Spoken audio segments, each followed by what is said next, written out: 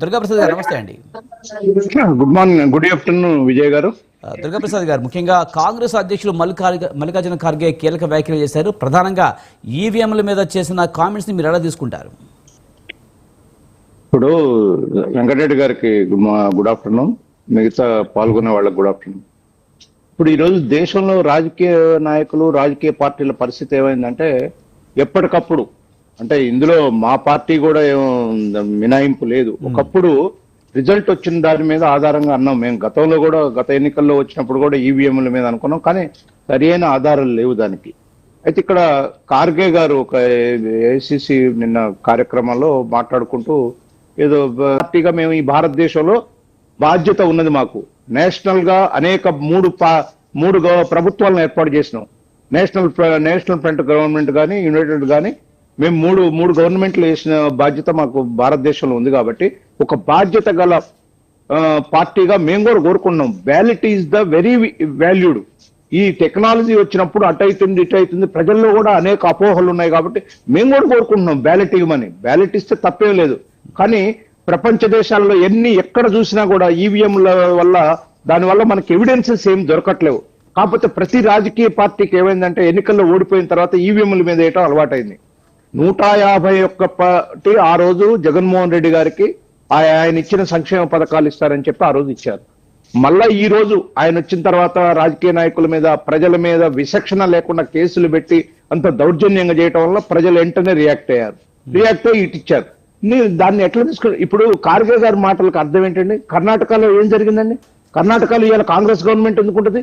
నిజంగా భారతీయ జనతా పార్టీ ఈవీఎంల ద్వారా కనుకైతే కర్ణాటకలో కూడా ప్రభుత్వం వస్తుంది కదా. తెలంగాణలో ఏమైంది? తెలంగాణలో కాంగ్రెస్ పార్టీ ప్రభుత్వం ఎందుకు వస్తుంది? భారతీయ జనతా పార్టీ 8 సీట్లు ఎందుకు వస్తాయండి? ఈడ కూడా మిత్రపక్షంగా ఉన్నాం కదా. మేము కూడా పోటీలు చేసి మొత్తం 119 సీట్లలో 100 సీట్లు మేము కూడా తెచ్చుకోవచ్చు కదా. మిత్రపక్షంగా ఈడ కూడా ఎన్డీఏ రూలింగ్ చేయొచ్చు కదా. అందుకనే బాధ్యత గల వ్యక్తులు, బాధ్యత గల రాజకీయ పార్టీలు మాట్లాడేటప్పుడు కరెక్ట్ మాట్లాడాలి. భారతదేశంలో మీకు ఎక్కడ ప్రభుత్వాలు లేకపోతే, ఈ మధ్య జరిగిన ఎలక్షన్స్ లో ఎక్కడ మిమ్మల్ని ఎన్నుకోకపోతే ప్రజలు ఈ మాట మాట్లాడాలి మీరు. కానీ ఇదే 23వ సంవత్సరం, 24వ సంవత్సరంలో ఎన్నికలు జరిగిన చోట డిఫరెంట్ ఎలక్షన్స్ వచ్చినాయి, డిఫరెంట్ గా వచ్చినాయి. ఢిల్లీలో ఎట్లా వచ్చింది మరి? ఆమ్ ఆద్మీ అంతకుముందు వచ్చింది, తర్వాత పోయింది, మళ్ళీ వచ్చింది. ఎట్లా చెప్తుంది దీనికి? ఏ లెక్కని చెప్తావు? కాంగ్రెస్ పార్టీకి అసలు ఒక్క సీటు కూడా రాలే. మన ఆమ్ ఆద్మీ పార్టీకి 45 సీట్లు వచ్చినాయి కదా, 26 సీట్లు వచ్చినాయి కదా. కాబట్టి ఒక ప్రధాన రాజకీయ పార్టీగా, ప్రతిపక్షంగా ఉన్న పార్టీ మాట్లాడేటప్పుడు ఒక బాధ్యతగా మాట్లాడాలి. మనం ప్రజలకు ఏం సందేశం ఇస్తున్నామని. నేను అదే స్ట్రైట్ క్వశ్చన్ ఖార్గే గారిని అడుగుతా ఉన్నా మీ ద్వారా. ఇవాళ తెలంగాణలో కానీ, కర్ణాటకలో కానీ మరి భారతీయ జనతా పార్టీ ప్రభుత్వాలు ప్రతిపక్షంలో కాకుండా అధికారంలోకి వచ్చి ఉండాలి కదా. ఇక్కడ కూడా ఎన్డీఏగా మేము ఉన్నాం కదా. తెలంగాణలో కూడా తెలుగుదేశం పార్టీ ఉంది, జనసేన ఉంది, బీజేపీ ఉంది. మేము ముగ్గురం కలిసి పోటీ చేసి ఇదే ఈవీఎంల ద్వారా మేము కూడా ప్రభుత్వాన్ని ఏర్పాటు చేయొచ్చు కదా. కర్ణాటకలో కూడా బీజేపీ ప్రభుత్వాన్ని ఏర్పాటు చేయొచ్చు కదా. అందుకనే ఎప్పుడైనా సరే ప్రజల ముందు మనం ఒకటి మాట్లాడుతున్నాం అంటే దానికి కనీసం ఒక రెమెడీ ఉండాలా, నిర్దిష్టమైనటువంటి ఇది ఉండాలా. లేకుండా ఉత్తగానే ఎట్లా పడితే అట్లా మాట్లాడితే ఎట్లా? అందుకనే భారతదేశంలో బ్యాలెట్ కావాలని ఎప్పటి నుంచో అడుగుతున్నాం. దుర్గాప్రసాద్ గారు, మీరు చెప్పినట్టు గతంలో టీడీపీ కూడా ఇలాంటి వ్యాఖ్యలే చేసింది, దానికే మినహాయింపు కాదని మీరే చెప్తున్నారు. మరి ఇప్పుడు మల్లికార్జున ఖర్గే చేసిన వ్యాఖ్యలను అయితే తప్పుపడుతున్నారు. అంటే ఇదంతా ద్వంద్వ వైఖరి కాదంటారా? ఇది నేను అందుకని అంటున్నా. రాజకీయ పార్టీగా 151 సీట్లు జగన్మోహన్ రెడ్డికి వచ్చిన రోజు మేము కూడా అన్నాం ఈవీఎంలు ఏదో జరిగిందని. కానీ ఆ తర్వాత నేను చెప్పాను, మీరు ఫాలో కాల. గతంలో అదే జగన్మోహన్ రెడ్డి మేము నా క్రెడిట్ అంతా అని చెప్పి 150 సీట్లు గెలిచినప్పుడు అన్నారు. కానీ ఇప్పుడు ఏమంటున్నారు? ఏమంటున్నానంటే లేలే, రాజకీయ పార్టీలు ఏవైనా సరే అవగాహనతో మాట్లాడు. మేము అన్నామనే చెప్తున్నా నేను. మీరు కౌంటర్ ఇచ్చే ముందు మీరు అన్నారు కదా అని అడుగుతారనే నేను చెప్తున్నా. మేము అన్నాం అని 19 నుంచి 24 మధ్యలో కనీసం ఒక 4 నుంచి 5 టీములు ఏ దేశాల్లో ఎట్లెట్లా ఎలక్షన్ జరిగింది అనేది వస్తే there is no evidence at all. మేము పర్సనల్ గా పార్టీగా, తెలుగుదేశం పార్టీగా అనేక టీములు పంపించాం. అమెరికా ఒక టీం పంపించాం, ఈజిప్ట్ ఒకటి పంపించాం, అంటే అక్కడ జరిగినటువంటి ఎన్నికల మీద కొంత రాద్ధాంతం జరిగిన కాడ అక్కడే ఎట్లా జరిగింది ఏందనేది అన్ని కూడా ప్రాక్టికల్ గా వచ్చాం మేము. కానీ there is no evidence at all.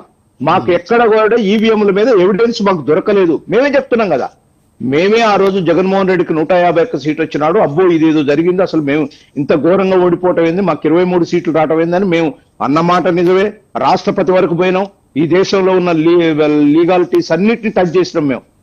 Again మేమే పార్టీగా ఒక 2-3 టీములు తయారు చేసి ఇతర దేశాలకు మేము దీని మీద వాకప్ కు పోయినాం. కానీ there is no evidence at all. ఇప్పటికి కూడా చెప్తున్నా నేను ఏ వేదిక మీద. కానీ ఇక్కడ ఒక విషయం చెప్పండి దుర్గాప్రసాద్ గారు, ఎలాంటి ఎవిడెన్స్ లేదు, ఇది మిస్యూజ్ జరిగినట్టుగా అని చెప్తున్నారు. మళ్ళీ బ్యాలెట్ వెనుకలకు వెళ్తేనే బెటర్ అని మరి ఎలా అంటున్నారు?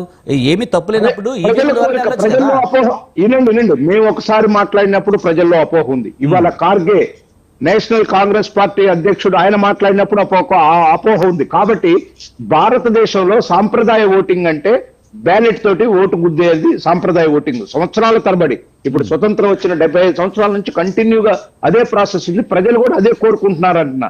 ప్రజల ఆకాంక్ష మీదకి చెప్తున్నా నేను ఈ పొలిటికల్ సిచ్యువేషన్ కాదు. ఎందుకు ప్రజలు కోరుకుంటున్నారంటే రాజకీయ పార్టీలే కారణం. నేను ఫస్ట్ ఇంట్రోలోనే చెప్పా మీకు, ఈ దేశంలో ఉన్న రాజకీయ పార్టీలన్నీ ఒక అవగాహనతోటి ప్రజల్ని మోటివేట్ చేయాల్సింది పోయి ప్రజల్ని అజ్ఞానంలోకి దించుతున్నారు. కాబట్టి ప్రజల కోరికకు అనుగుణంగా పోవాలంటే ఇవాళ ప్రజలంతా కూడా బ్యాలెటే కోరుకుంటున్నారు. నేను అంటున్నా, భారతదేశంలో ఇవాళ ఏ పార్టీ అయినా సరే, జాతీయ పార్టీలు అయినా సరే, రెఫరెండం రండి, ప్రజల్లో ఒక రెఫరెండం పెట్టండి. మీకు ఈవీఎంలు కావాలా లేకపోతే మీకు బ్యాలెట్ కావాలా అని పెట్టండి. ప్రజలు ఏది కోరుకుంటే అది పెట్టండి. నేను దానికి ఇది కావట్లేదు. కానీ మేము మాట్లాడిన దానికే మేము కట్టుబడి ఉన్నామంటే, మేము ఈవీఎంలన్నీ అన్నమాట నిజమే. మేము తర్వాత ఒక 2, 3, 4, 5 టీములు ఇతర దేశాల్లో జరిగినటువంటి ఎన్నికలకి ఈ ఈవీఎంల ద్వారా జరిగిన కాడ ఎక్కడెక్కడ ఏమేమి జరిగినాయని వాటిని లోతుగా చర్చిస్తే there is no evidence at all. మనం ఈ ఈవీఎంల ద్వారా ఇట్లా వన్ సైడ్ గా రావచ్చు అనే ఎవిడెన్స్ మాకు ఎక్కడ దొరకల. మేము ఆ రోజు సుప్రీంకోర్టులో కూడా వేసాం మేము. నేనే చెప్తున్నాను కదా. అయితే ఇవాళ జరిగింది అది. నేనేమంటున్నా అంటే, అందుకనే ఒక రాజకీయ పార్టీగా మాట్లాడేటప్పుడు మేము ఎవిడెన్స్ తో మాట్లాడుతున్నాం. ఈవీఎంల మీద మేము పెద్ద చర్చ చేశాము సైంటిఫిక్ గా. ఎంతో మంది మన ఐటీ వాళ్ళని తీసుకొచ్చి దాని మీద పెద్ద ఇది చేసాం. ఒక 1-2 years కంటిన్యూ చేస్తే మాకు ఎక్కడ కూడా దొరకల. మేము దాని మీద మాట్లాడుతున్నాం. కార్గే గారు ఇవాళ ఎట్లా మాట్లాడతారండి? మాట్లాడదామండి. ఇంకాను మనతో పాటు ఇంకా మిగతా గెస్టులు ఉన్నారు, వాళ్ళతో మాట్లాడదాం. వెంకటరెడ్డి గారు నమస్తే అండి. నమస్తే సార్, మల్లికార్జున వ్యాఖ్యలను మీరు ఎలా చూస్తారు? ముఖ్యంగా ఎలక్ట్రానిక్ టెక్నాలజీ కారణంగా ఎన్నికల్లో మోసాలు జరుగుతున్నాయని మల్లికార్జున ఖర్గే అంటున్నారు. ముందుగా మీకు అలాగే స్వతంత్ర టీవీ ప్రేక్షకులకి, ప్యానెల్ పెద్దలందరికీ నమస్కారం. ఈరోజు కాంగ్రెస్ పార్టీ వాళ్ళ